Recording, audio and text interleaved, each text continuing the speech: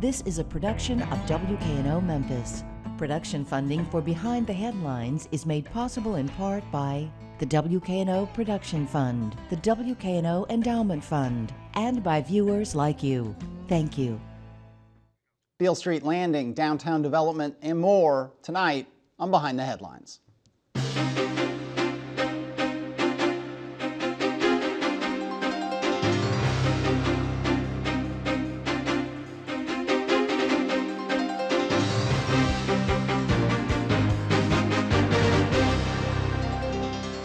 I'm Eric Barnes, publisher of the Memphis Daily News. Thanks for joining us. Joined tonight by a number of people directly involved in downtown development, riverfront development. We'll start with Paul Morris from the Downtown Memphis Commission. Thanks for being here. Thanks for having me. Also Bill Dries, senior reporter with the Memphis Daily News. And Benny Linderman, president of the Riverfront Development Corporation. Always good to be here. Absolutely. Thanks for coming back. So I guess we'll start with you, Benny, because you've had the most recent unveiling, which is Beale Street Landing is open. It was probably took longer than anyone ever wanted. It was more expensive than was planned. I mean, we'll talk about the problems, but it's there, and it's, I will say, with complete subjectivity, it's pretty miraculous, actually. No, it's absolutely wonderful. You go down there and you see the people, you see the smiles, and you hear the comments, and it's pretty rewarding to see that happen. Yeah. How many years has it been?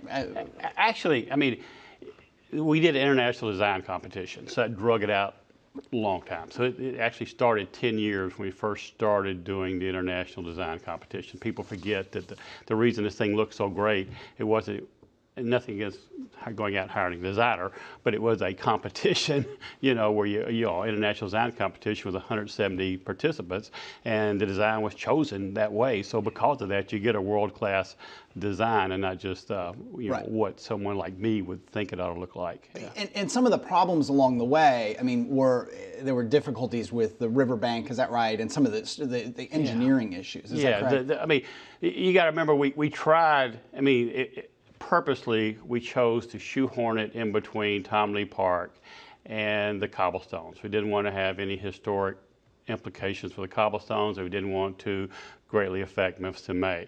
Because of that, it was a very difficult engineering feat that was compounded by the soil conditions, very similar to what the pyramids faced and what Robert Lipscomb's had to deal with there. When you got in there and you found out that, how do you hang this thing? I mean, because, we built, 4 acres of land out into the river. So most of that site where you're standing and playing and splashing in the water, or your kids are splashing in the water. Yeah, I was not. But you're standing out what used to be in the middle of the Mississippi River, yeah. Okay? And we did it and in a way that takes advantage of the river and the views, and we think it gives Memphians a chance to get to the water's edge. So now it's operating, it's been being used for the riverboats for a while, right? This was the formal opening, but riverboats have been using it. So there's probably some confusion, people listening saying, wait, I thought it was already being used, but it's been a kind of a phased opening. Yeah, we opened the building about a year early than we wanted to because we wanted to accommodate the American Queen. Yeah. And the American Queen comes here and brings $90 million of economic impact a year to Memphis, and so it's very important for us to open the building before the rest of the park. So people kept saying, well, gee, construction, fencing, and but it was very, very beneficial to Memphis.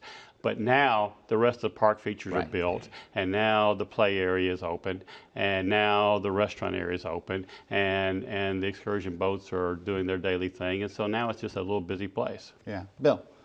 And as we've talked about earlier, in coming up with the idea of what Beale Street Landing should be, you kind of had to deal with this syndrome that we've had on other projects of it could be this, it could be the end all and be all, and it could be this magnificent monument to the river. And the goal here was something much simpler for it. Not simple in terms of engineering, but... No, very, very complex. And there's a reason that Memphis had no connections to the water for 100 plus years, okay, because it's complicated. But the goal was a couple things. One, it was to fix Tom Lee Park, okay? And, Tom Lee Park is a great place for Memphis in May. It's not typically a great place, say, this afternoon for if you want to go down there. So, I mean, Beale Street Landing provides all the amenities that aren't in Tom Lee Park to make Tom Lee Park a wonderful world-class waterfront park. Okay, but it also accommodates the docking of the boats, which is very important to Memphis and very important to bringing tourists to Memphis and Beale Street and other parts of Memphis and the hotels. But it also creates a place for for the local excursion boats to operate off of. They'd gotten to the point where, because of change in society, working off the cobblestones, it was really getting to be unacceptable from a liability issue, especially with touring groups coming through Memphis. And then lastly, there had to be, if you want to take, before Beale Street Landing opened last week, if you want to take some of your relatives or visitors or your wife down to have dinner on the riverfront and look at the sunset, which, golly, we have a great sunset. We forget how incredibly our sunset is.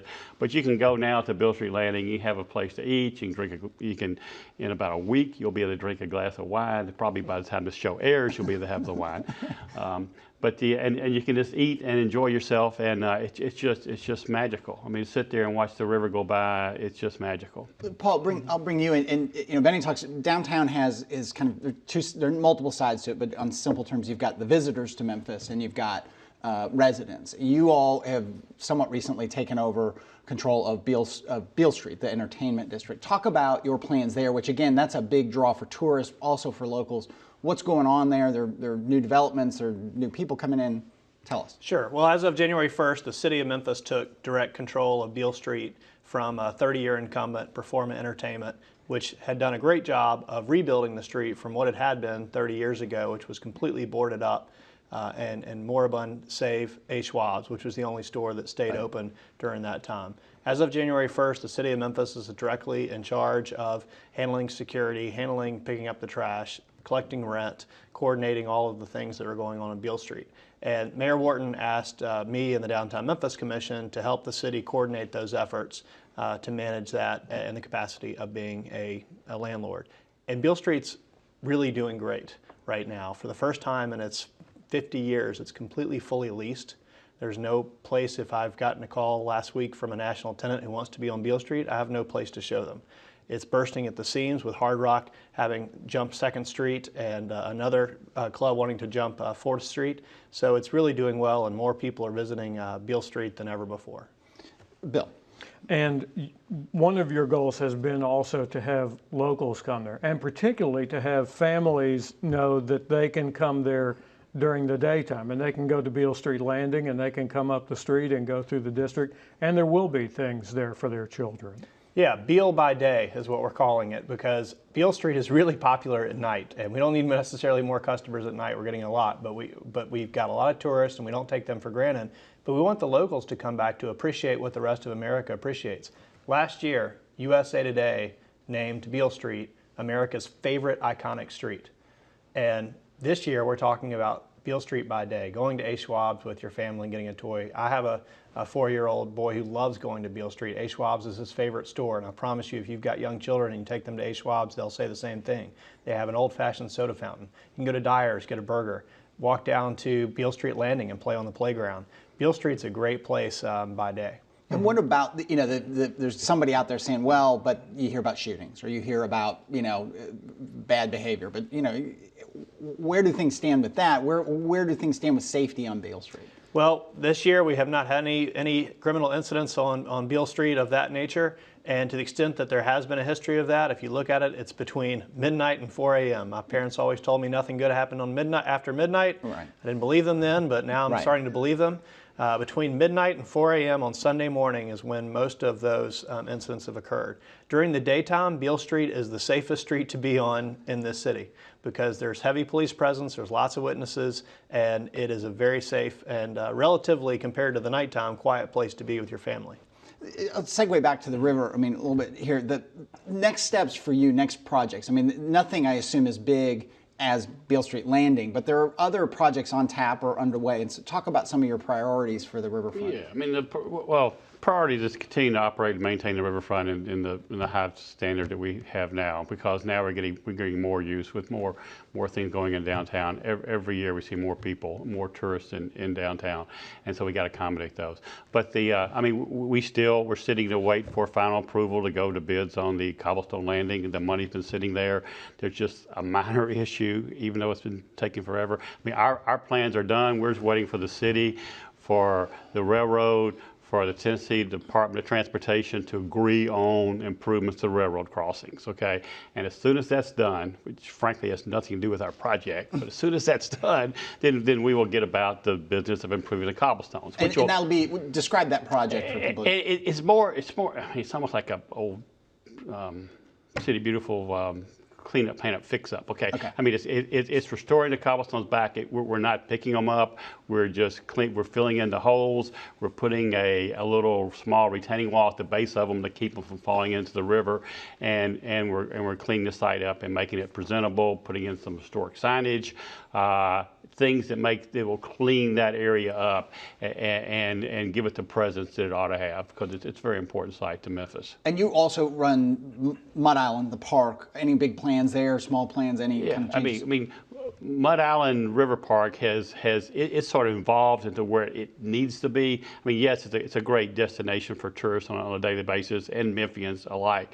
But it shines for special events. Okay, so we've done over the past several years, we've done a lot more special events, like the dragon boat races, like the concerts we do, like the 4th of July fireworks. I mean, the island is just an incredible place for special events. And so with all this, and you face it too, in your purview, parking. So what the parking right now as you draw more and more people downtown, I mean, is there enough parking along the riverfront for the people who want to be there? And does there need to be, there was a proposal at one point for street side parking, redoing Riverfront Parkway and Riverside Drive, excuse me. Well, first place, Riverside, the city redid Riverside Drive on a test plan, and they did a marvelous job with it. Okay. They took a plan that had a little bit flawed, a suggestion with the on-site parking, and they tweaked it and made it work, and they got a protected bike lane, and we think it's a wonderful design. Okay, we love what they did to Riverside Drive, and we hope that stays with a couple of modifications, some left turn lanes. We got to deal with pedestrians crossing Riverside Drive a little bit better than they do now, but again, this is just a trial period, and they did a marvelous job with that. So with parking, everybody, Memphians are a little different breed, okay? They want to park right next to where they're going, and if for downtown, that's not exactly, there's plenty of parking in downtown, and Paul can probably tell you a lot more than I can about parking. We don't see any parking issues at downtown as long as people understand, that it's just like any other major downtown city. Right. Is there enough parking downtown? I mean, it's a complaint. You'll hear people complain, and so is there enough parking across the board? And the city put in these new fancy meters that they actually monitor now, which is a big change for people who park downtown and used to not pay. But so is that been a detriment? Is there enough parking, and have the changes that have been made so far been a detriment to business downtown? The most successful downtowns across the world have a limited parking. I mean, being a successful downtown does not mean, as Benny said, having a parking space right next to your destination. That's the suburbs. That's an advantage the suburbs have. You can park right next to where you're going. The advantage the downtown has is it's walkable. And once you get out of your car, once you park in a garage and start walking, it's much more convenient. Downtown Memphis has less expensive parking rates than just about any city in North America, which speaks to the fact that we've got an oversupply of parking spaces compared to the demand. So there is plenty of parking. There are over 40,000 spaces downtown, and they're never all full. The on-street parking that the city has implemented has actually helped a lot with the convenience of parking, because the city is now enforcing the on-street parking better, and because you can put a credit card in the machine to use it. It's having more turnover. So you can now go to just about any street in downtown and find an on-street parking space. Whereas before, people aren't parking there all day. They're not parking there all day. Before, you had commuters coming to work and just parking on the street all day. And while it was free, you couldn't find a space. So something free but is not available is not worth very much. Yeah. Bill? Speaking of transportation, let's talk about water taxis. Yes. You have some money, as I understand it, you've had it for a while, for planning for those stops. And that gets into what we were talking about on Mud Island, because that would be one stop. But tell me where you are with the water ferries. Yeah, it's actually for planning and implementation. Okay, so there's $1 million sitting there to implement the water taxi program, and we're discussions again with the Tennessee Department of Transportation to begin to do the first feasibility study on implementation. And there's they want to do they want to do a little more logistics on it and begin with before we start designing the actual construction project, because they want to make sure we can deal with the ADA issues and landing issues at the sites we select. So that should begin probably very near future. And the sites we're talking about are at this early stage. Well, I mean, some of the sites are pretty obvious. I mean, it's Beale Street Landing it originates from, which now we have the ability to do that, and Mud Island River Park, okay? But it's also anticipated that there's a site would be incorporated into Bass Pro Shops. We think that's a huge destination, and then going on down the harbor and taking advantage of what happens with that redevelopment that's going on up there in the future. Mm-hmm. And you guys both talked a little bit about walkability. Harahan Bridge is under you've got a lot of things on your plate. Harahan Bridge, which is a much bigger project, the main-to-main project. Right. So tell us the status of the various phases of that whole project of making bike lanes through downtown, linking up to the walking bike path on the bridge and so on. Sure. So the Main Street to Main Street project is a 10-mile corridor project that extends from uptown, downtown into Civic Center Plaza, Main Street Mall, South Main, then over the Harahan Bridge, and then into West Memphis. And it is under construction now. You'll see a lot of, on the way into the show this morning, saw construction on South Main, and the South Main element is almost complete. What they're doing is they're fixing sidewalks. They're putting sidewalks in where there were no sidewalks. They're putting in bike facilities in downtown Memphis where none existed before. And they're even repaving sections of Main Street, which have long needed repaving. The Harahan Bridge component of that project, which is the centerpiece, the most exciting part, it's a 1 mile of the 10-mile corridor. It's 10% geographically of the project. It's out to bid right now, and we will get those bids back on August 1st, and we will know how much that will cost. And from there, we will know how much we need to raise to close any budget gap that might exist. And if we can raise the additional funds, we will implement that project, and we're optimistic we will be able to. But until we raise the necessary funds, we will not start construction. When you talk about raising funds, is that going to government, or is that going private sector, or some combination? To the private sector. This project's got many different funders. The private sector has been one of the biggest funders of this project all along, but the biggest funder is the federal government through a very competitive Tiger Grant program that we won last year. Only 5% of cities who applied for this grant won it, and Memphis won it. It's a $15 million grant that's helping pay for a large amount of this work. Keep in mind, a large amount of this work is fixing flooding in City Hall. It's doing basic things that the city would have to go to its CIP budget for. There is zero CIP budget allocated to the Main Street section of this work, even though it's basic things like curb and gutter and road resurfacing and fixing flooding in Civic Center Plaza.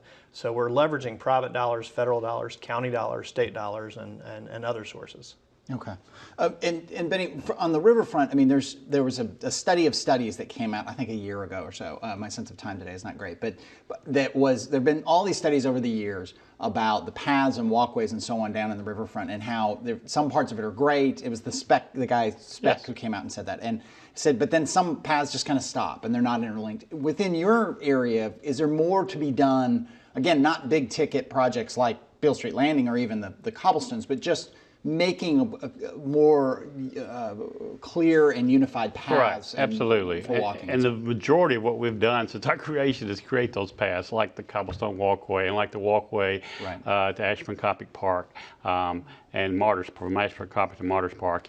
But there needs to be a continuation of the bluff walk going north, okay, behind the old library space. But a lot of things, as you do those, you got to be a little bit careful on understanding what happens and what goes where, and make those improvements when other improvements are being made, so it's consistent with the property improvements, such as what's going on with Bass Pro. I mean, we stopped the walkway we had going behind the flood wall there at Bass Pro because Bass Pro was coming in, and all of a sudden the geographic terrain was going to change. Okay, so that's being done as part of their project. Okay.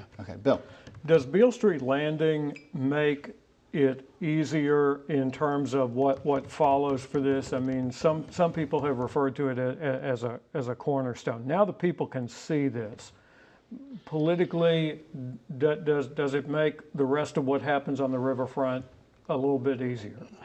Yeah, I mean, I think so, Bill. I mean, I think it shows that what was implemented it was the right thing, and it works and it attracts people. But it's not as much proving that it works as much as it is you're bringing people there. Okay, so the same way as Bass Pro. I mean, whether or not you can argue all you want to about Bass Pro, but when Bass Pro comes and brings people, it makes it easier to do other things on the riverfront. Same way as Beale Street Landing attracts people. You go down there. I mean, I promise you, even though we're filming this pretty early today, right now today, there's at least 20 kids on the play area, and this is early in the morning, and there'll be a little bus come by about 10 o'clock with some daycare, and they'll drop off 75 kids or something. I mean, so there's, but the animation and the attracting of people allows, it's once people embrace the space, it makes it easier for people like Paul and myself to do other things to improve that experience.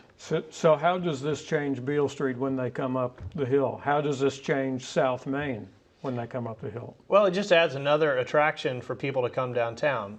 We're all about bringing more people downtown to visit, to live, to work, to heal in the hospitals we have. But things like Beale Street Landing's playground and other amenities associated with it draw more people to downtown. It also gives something for the people that are already downtown, something to do, and makes them want to stay downtown. So it's part of what's going on with the South Main District, which is right there from the Orpheum to Central Station, where you've got over $100 million of mostly private investment going on. And it's really helping to continue the revitalization of our downtown Memphis. And when you talk about downtown people living, there's a huge amount, or I don't know if it's huge, but there's a lot of construction going on. I mean, South Main, if you go past what you think of as South Main, past the train station, there are multiple apartment complexes. Yes. All that area is kind of filling in. You've got Hotel Chiska across from Orpheum. Residential seems to be working, downtown, and continue to grow. Everything slowed down during the recession, but sure. But it's coming back in force. Yeah, residentially, the demand to live downtown has never been stronger. More and more people are living downtown. The population of downtown Memphis has been growing, even though the population of the city over the last couple of decades has not. But over 23,000 people live downtown now, and that number continues to grow. I will mention the two projects you referenced, all the construction going on the south end, called the South Junction, and the Chiska, are both on the line of the Main to Main project. And especially with the South End, South Junction project that's going on, bringing over 200 plus more apartments. They are marketing those apartments, if you go to their website, all about being on the trail of the Main to Main project. They're having bike lockers. More and more people are wanting to live in places where they can also recreate and be near bike paths and other things. And the private sector is investing way more money than these government projects are costing to leverage those dollars. And walking around, thinking through various projects. One, Beale Street, it seems to be back on the table. This was the Carlisle proposal, right at Beale Street, and in the river was originally going to be, I think, the double high-rise, condos. That kind of fell apart when in the recession, but it's back on the table as what? It's back on the table, and I don't want to get ahead of the Carlisles in announcing what it's going to be or what it's going to look like, but I will tell you that Gene Carlisle just sold a bunch of Wendy's. He's got a lot of cash to move forward on something spectacular, and he's committed to doing something spectacular at this site. This site is the corner of Beale Street and Riverside, and it's one of the very few properties in downtown that have riverfront views and riverfront property that you can privately develop. He doesn't want to do something ordinary here. He wants to do something great, and he has a full intention of moving ahead very promptly on that. And the building that got started right in, and I've just forgotten the name, that is down south of the river. Horizon. Horizon. Yep. Are you all involved in that? Do you try to kind of solicit people to come in and get that thing out of its sort of financially dormant state? Sure. So it's for sale finally. For more than a year, it's been tied up in litigation, so it's kind of just sitting there. But now the banks have worked it out enough that they've got it for sale. Right. And I believe the bank will sell it promptly for a great discount. So someone's going to be able to pick up a $80+ million construction project that's 80% done. And be able to get it for a discount and turn it into something good. And one more area that is really, we've talked about Bass Pro a few times, it's essentially dormant, is all the development or lack thereof around Bass Pro, the Pinch District. Is that do you have high hopes that once Bass Pro is really done, that development will sort of bleed over into that neighborhood? Because it really is lacking right now. Sure. If you drive through there, I mean, people can remember when there were Tigers games at the Pyramid, and there was Yes. kind of bars, and there was kind of that was an active neighborhood. It isn't so much No. now. Well, an unfortunate side effect of the Bass Pro development and years of working on that has been what you described, which is the pinch doesn't know what to do now. It's Yeah. kind of sitting there dormant. Nobody knows what to do. Everybody's kind of waiting on Bass Pro to come in and seeing how that affects the neighborhood. So until Bass Pro really gets going, I don't think we're going to see a lot in the pinch until that happens. And the city's announced plans that after Bass Pro opens, that they're interested in doing a master plan in the pinch area to redevelop that. Okay, and just a minute left here. The Tennessee Brewery was, turned at least temporarily into a beer garden. We had some of Yeah. those folks on, but it's still under threat of being demolished. It is.